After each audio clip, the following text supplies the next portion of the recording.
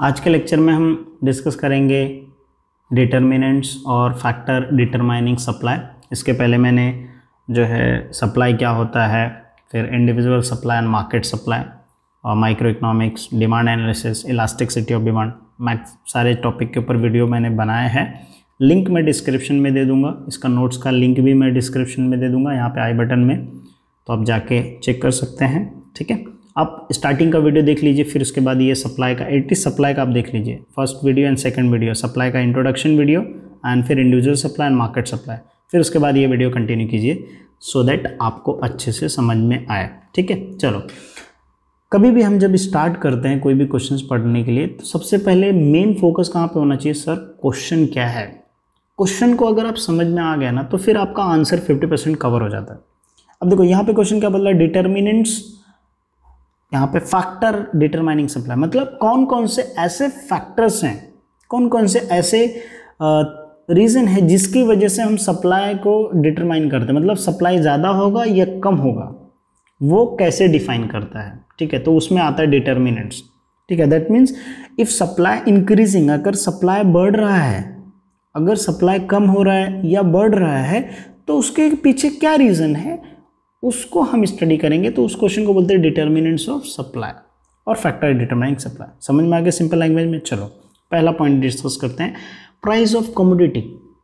अब मुझे बताओ कि अगर कोई प्रोडक्ट का प्राइस क्या होता है, कम होता है, तो उसका सप्लाई भी क्या होता है, कम होता है। सर क्यों? अगर आप सेलर हो तो अगर आपको प्राइस मार्केट में कम मिल रहा है तो आप बेचोगे? नहीं बेचोगे ना, है ना। तो आपने काफ़ी टाइम देखा रहेगा बहुत सारा टमाटो का ऐसा गाड़ी वो लोग फेंक देते हैं, है ना, बहुत सारा भाजी का ऐसा वेजिटेबल फेंक देते हैं। क्यों? क्योंकि उनको सही प्राइस नहीं मिलता है तो वो सप्लाई नहीं करते हैं। अगर हायर प्राइस आपको मिलेगा तो आप सप्लाई करोगे कि नहीं करोगे, राइट। सो यही चीज़ बता रहा है कि lower the price lower the supply, higher the price higher the supply. So price has greater impact on the supply. Price का इफेक्ट है कि नहीं सप्लाई पे, सप्लाई चेंज हो रहा है किसकी वजह से, प्राइस की वजह से। So that become the determinants of supply. Okay, the supply of commodity is directly related to its price. Generally more quantity, ज़्यादा क्वांटिटी कब सप्लाई करेगा, जब क्या होगा कि उसको हायर प्राइस मिलेगा, और लेस क्वांटिटी कब सप्लाई करेगा, जब उसको लो प्राइस मिलेगा, है ना। स्टेट ऑफ टेक्नोलॉजी, ये टेक्नोलॉजी का सप्लाई में बहुत ज़्यादा इंपॉर्टेंट रोल है। सर कैसे? अगर हम अपडेटेड टेक्नोलॉजी का यूज़ करेंगे तो हम प्रोडक्शन क्या करेंगे, प्रोडक्शन ज़्यादा करेंगे, है ना। मतलब हम टेक्नोलॉजी का यूज़ करके हमारा प्रोडक्शन क्या कर सकते हैं, बहुत हद तक इंक्रीज़ कर देंगे। और जब हमारा प्रोडक्शन इंक्रीज़ होगा, जब हमारा प्रोडक्शन इंक्रीज़ होगा तो हम सप्लाई भी ज़्यादा करेंगे ना, राइट। सो हमारा सप्लाई भी क्या होगा, हमारा सप्लाई भी क्या होगा, इंक्रीज होगा। किसकी वजह से? टेक्नोलॉजी की वजह से। अगर हम उत्पादन ज़्यादा करते हैं तो वो हम वेस्ट के लिए थोड़ी ना रखेंगे, हम उसको मार्केट में सप्लाई सेल करेंगे ना। तो टेक्नोलॉजी मतलब क्या बोलता है कि अगर हम लेटेस्ट टेक्नोलॉजी का यूज़ करेंगे तो हम प्रोडक्शन ज़्यादा करेंगे, और जब प्रोडक्शन ज़्यादा करेंगे तो हम सप्लाई भी ज़्यादा करेंगे। अगर हम आउटडेटेड यूज़ करेंगे तो उसकी वजह से क्या होता है कि प्रोडक्शन कम होगा और सप्लाई भी कम होगा, right. So technology improvements help not only to improve the quality improvement के लिए टेक्नोलॉजी हेल्प करता है, उसके साथ साथ बट ऑल्सो प्रोडक्शन को बढ़ाने के लिए भी। And the quantity of production increase due to the speed, machine का स्पीड होता है इसके लिए वो लेबर से फास्ट वर्क करता है ना।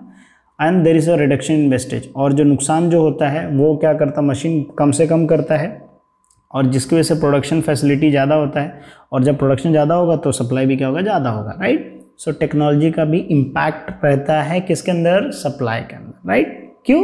क्योंकि टेक्नोलॉजी का यूज़ करके हम ज़्यादा क्वांटिटी प्रोड्यूस कर सकते हैं, और जब ज़्यादा प्रोड्यूस करेंगे तो सप्लाई भी क्या होगा, ज़्यादा होगा मार्केट में, right. Cost of production, cost of production मतलब सिंपल, जब आप कोई चीज़ गुड्स मैन्युफैक्चर करते हो, जब कोई गुड्स आप बनाते हो, उसके लिए जो आपको कॉस्ट लगता है, जैसे बोलते हैं ना भर्ती जो लगती है, ठीक है, उसको बनाने के लिए वो क्या होता है, कॉस्ट हो जाता है, ठीक है। अब मान लीजिए आप एक पेन मैन्युफैक्चर कर रहे हो, अब पेन बनाने के लिए एक पेन का कितना कॉस्ट पड़ रहा है, तो आप 1000 पेन प्रोड्यूस करो, मल्टीप्लाई कर दो उससे, एक पेन जो आपका कॉस्ट है एक पेन का, तो आपको पता चल जाएगा कि कितना, अगर आपको 1000 पेन प्रोड्यूस करना है तो कितना खर्चा लगेगा आपका, वो क्या होगा, आपका कॉस्ट हो गया। अब मेरा सिंपल क्वेश्चन है, कमेंट में आंसर बता देना कि अगर कॉस्ट बहुत ज़्यादा है प्रोडक्ट को बनाने के लिए, तो प्रोडक्शन ज़्यादा होगा या कम होगा? पहला क्वेश्चन क्या मैंने पूछा, अगर कॉस्ट जो है मैन्युफैक्चर करने का, बहुत पेन बनाने का अगर बहुत ज़्यादा है तो प्रोडक्शन ज़्यादा होगा या कम होगा?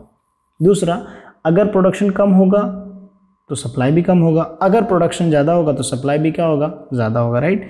सो कॉस्ट ऑफ प्रोडक्शन क्या करता है? इफेक्ट करता है किसके ऊपर? सप्लाई के ऊपर, ठीक है, क्योंकि जितना ज़्यादा कॉस्ट होगा उतना कम प्रोडक्शन होगा। मैंने ये आंसर दे दिया, आप कमेंट में फिर भी आप बता सकते हैं। Infrastructure facility, that is also very important.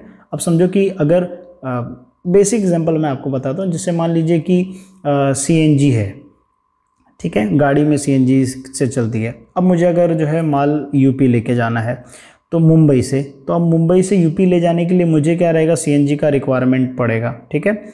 हर मतलब लाइक जो भी कैपेसिटी रहेगा, हर 200 किलोमीटर पे मुझे CNG का पंप चाहिए। लेकिन अगर नहीं है CNG का पंप तो फिर क्या होगा? मेरी गाड़ी बीच में रुक जाएगी, है ना, क्योंकि मेरी गाड़ी CNG से चलती है, पेट्रोल से नहीं चलती है, राइट।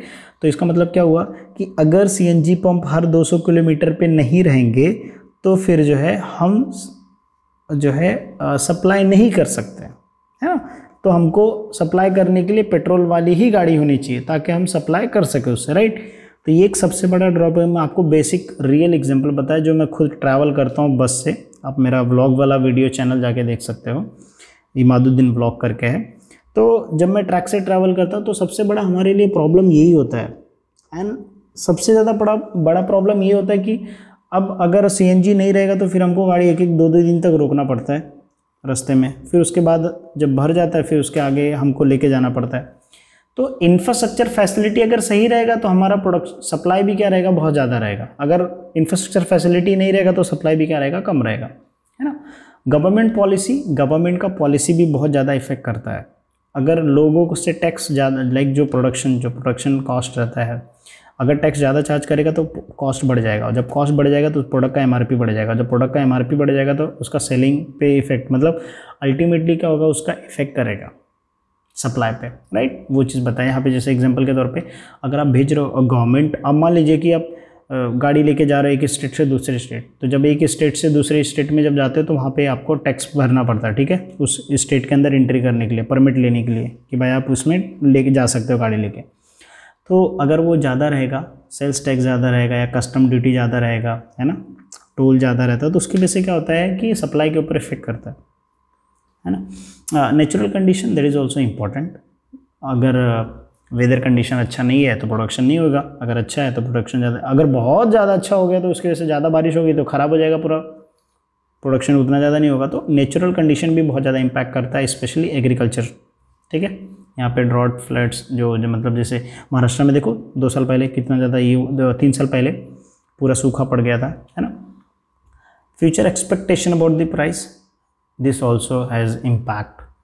अभी देखो बहुत सारे जो सेलर्स होते हैं वो क्या सोचते हैं कि फ्यूचर में प्राइस चेंज होगा, लेकिन फ्यूचर में प्राइस अगर नहीं चेंज होता है, वो फ्यूचर में प्राइस चेंज होगा। ऐसा मान लीजिए कि बेसिक एग्जांपल बोलते हैं, जैसे विलेज में क्या होता है कि ऑनियन का प्रोडक्शन किया है किसी एक फार्मर ने, ठीक है, उसको मार्केट में सेल करना है, लेकिन वो देख रहा है कि अभी ऑनियन तैयार हुआ है और अगर मैं अभी मार्केट में बेचूंगा तो मुझे 10 रुपया ही मिलेगा पर केजी का, लेकिन अगर उसको मैं 6 महीने के लिए होल्ड करके रखता हूँ उसके बाद मैं बेचूंगा तो मुझे 10 के जगह पे 20 रुपया केजी मिल जाएगा, मतलब मेरा 10 रुपया पर केजी का प्रॉफिट होगा। तो वो क्या करेगा? नहीं बेचेगा। क्यों? क्योंकि उसने क्या किया? फ्यूचर एक्सपेक्टेशन किया है प्राइस के बारे में कि फ्यूचर में मुझे ज़्यादा प्राइस मिलेगा, इसके लिए आज मैं सेल नहीं करूँगा। समझ में आ रही मेरी बात? चलो, एक्सपोर्ट इम्पोर्ट। अब एक्सपोर्ट इम्पोर्ट में क्या है, देखो अगर हम लोग एक्सपोर्ट ज़्यादा करेंगे, मतलब हम लोग बाहर ज़्यादा सेल कर रहे हैं, तो अपन डोमेस्टिक मतलब डोमेस्टिक मार्केट में हमारा सप्लाई क्या हो जाएगा? कम हो जाएगा। क्या मैंने बोला? अगर अपन एक्सपोर्ट ज़्यादा कर रहे हैं तो डोमेस्टिक मार्केट में क्या हो जाएगा? डोमेस्टिक मतलब विद इन इंडिया, मतलब इंडिया में क्या हो जाएगा? उसका सप्लाई कम हो जाएगा, लेकिन बाहर क्यों? क्योंकि जितना भी माल है वो सब हम लोग एक्सपोर्ट कर रहे हैं, मतलब बेच रहे दूसरे कंट्री को, है ना। अगर इंपोर्ट ज़्यादा रहेगा तो हमारा डोमेस्टिक सप्लाई क्या रहेगा? ज़्यादा रहेगा, ठीक है। इसके ऊपर आप एग्जांपल भी दे सकते हो कोई प्रोडक्ट का कमेंट सेक्शन में, okay. Size of market that is also important. अगर मार्केट बड़ा है तो उसके हिसाब से सप्लाई भी क्या होगा, ज़्यादा होगा। अगर मार्केट शॉर्ट रहेगा तो उसके हिसाब से सप्लाई भी क्या होगा, लाइक इफेक्ट होगा, right. Larger market will give the more supply, like larger supply रहेगा क्वांटिटी में, एंड शॉर्ट मार्केट रहेगा तो कम सप्लाई रहेगा, राइट। नंबर ऑफ प्रोड्यूसर भी इम्पॉर्टेंट है, ठीक है। नेचर ऑफ मार्केट भी आप लिख सकते हो, कोई दिक्कत नहीं इसमें, ठीक है। किस टाइप का मार्केट है, कॉम्पिटिटिव मार्केट है या कॉम्पिटिटिव मार्केट नहीं है, ठीक है, या मोनोपोली है। नंबर ऑफ प्रोड्यूसर, अगर बहुत ज़्यादा लोग प्रोड्यूसर, जैसे अभी टूथपेस्ट के 10-12 बहुत सारे प्रोड्यूसर है, मतलब टूथपेस्ट में आपको बहुत सारे ब्रांड मिल जाएंगे, that means there are number of producer. तो उसकी वजह से क्या होता है, सप्लाई ज़्यादा होता है। अगर नंबर ऑफ प्रोड्यूसर कम रहेंगे तो सप्लाई कम होगा, नंबर ऑफ प्रोड्यूसर ज़्यादा रहेंगे तो सप्लाई भी क्या होगा, ज़्यादा होगा। सो आई होप कि आपको समझ में आ गया रहेगा डिटर्मिनेंट्स। अब देखो, जितना भी आपने डिटर्मिनेंट्स पढ़ा है, उस डिटर्मिनेंट्स के आगे अगर आप लिख देते हो नो चेंज, क्या लिख देते हो, नो चेंज, और प्राइस के बाद अगर आप रिमेन कांस्टेंट लिख देते हो, क्या लिख देते हो, रिमेन कांस्टेंट। अगर पहले लिखते हो नो चेंज या पॉइंट के बाद रिमेन कांस्टेंट, तो वो क्या बन जाता है, एजम्पशन ऑफ सप्लाई बन जाता है। कैसे सर, देखो हम लोग नेक्स्ट लेक्चर में सप्लाई के बारे में डिस्कस करेंगे, बट ये एजम्पशन आप समझ जाओ, क्योंकि एजम्पशन को मैं एक्सप्लेन, मतलब समझो कि आपका एक्सप्लेनेशन हो गया। अगर आपने डिटर्मिनेंट्स पढ़ा तो आपका एजम्पशन हो गया। देखो, कांस्टेंट कॉस्ट ऑफ प्रोडक्शन या production, no change in cost of production, no change in technique of production, no change in weather condition, no change in government policy, no change in transportation cost, no change in price of other goods remain constant, मतलब future जो है subsidy goods का, no future expectation. तो इसके आगे सिर्फ no change लिखा है, बाकी सब सेम है। तो अब ये एजम्पशन क्या होता है, एजम्पशन मतलब क्या होता है, लॉ ऑफ सप्लाई जो है वो अज्यूम किया है, लॉ ऑफ सप्लाई क्या किया है, अज्यूम किया है कि अगर ये सारी कंडीशन ऐसी होगी तो ही ये जो लॉ ऑफ सप्लाई है वो अप्लीकेबल होगा, ठीक है। तो एक्सप्लेनेशन सिंपल है, हमेशा याद रखने का कि लॉ ऑफ सप्लाई कब अप्लीकेबल होगा, जब ये सेम रहेगा। अगर सेम नहीं रहेगा तो अप्लीकेबल नहीं है, बस ये ध्यान में रख के आप एक्सप्लेनेशन कर सकते हो, ठीक है। अगर कुछ डाउट रहेगा तो कमेंट कर दीजिएगा, तो मैं एक सेपरेट वीडियो एजम्पशन के ऊपर बना दूंगा, but I don't think so कि बनाना चाहिए, क्योंकि बहुत ही सिंपल। आप देखो, कोई भी पॉइंट लिख लीजिए, जैसे no weather condition, it assume that means law of supply assume that there is no change in weather condition. Law of supply क्या किया, अज्यूम किया कि वेदर कंडीशन के चेंज नहीं होना चाहिए, okay. There are no natural calamities like flood and earthquake which में decrease the supply.